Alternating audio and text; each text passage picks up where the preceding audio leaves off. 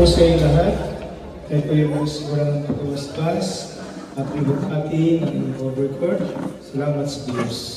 Sa ngalan ng Ama at ang Anak at Espiritu Santo, sumainyo ang Panginoon. Maghari nawa ang kapayapaan sa gusaling ito at sa paaralan ito at sa mga guro at mga kabataan, mga estudyante, initinisya sa saliksik ng karunungan at kaalaman.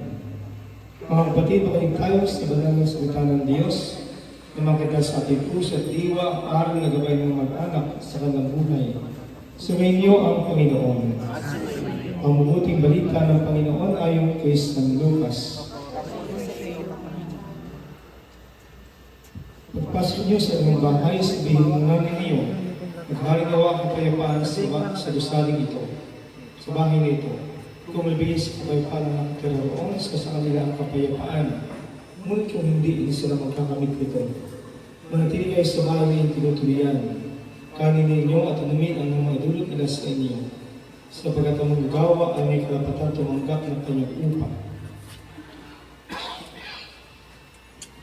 Huwag kayong lipat-lipat ng bahay kapag tinanggap kayo sa mga bayan. Kanin ninyo ang mga ihain sa inyo. Pagalingin niyo ang mga masakit doon at sabihin sa bayan. Nalalapit ang paghahari ng Diyos sa inyo.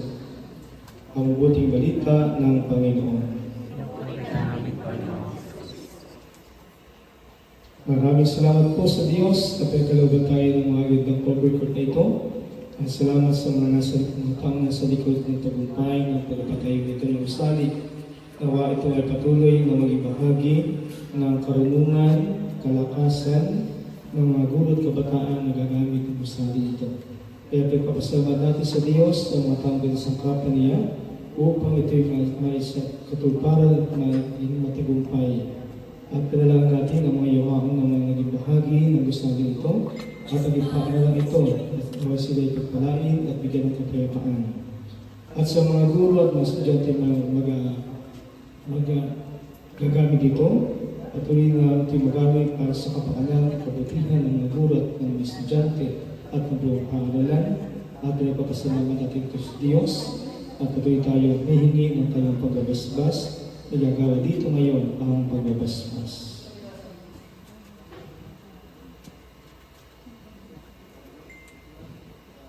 Manahan ka, Panginoong Kristo, sa piling kapasaniya at sigusaling ito, upang pagbabasbas sa iyo, upang sa paglagay nito ikaw na madamang iyong pagkupok, upang sa paglabas nito ikaw na makamit ang iyong pagtataluya, upang sa pagbalik nito ikaw na mapulakan iyong pagpasok, hanggang kanan ay sumapit sa inyong ng tagtahanan, sa mga pagpisa sa iyong ama sa kalangitan. Ari na naman nabubuhay, kasama ng Espiritu Santo, magpasawalang hanggang. Ang banal na tubig ng mga ito ay magpaalala ng pakikiisa sa kamatay at pagkabuhay ni Kristo.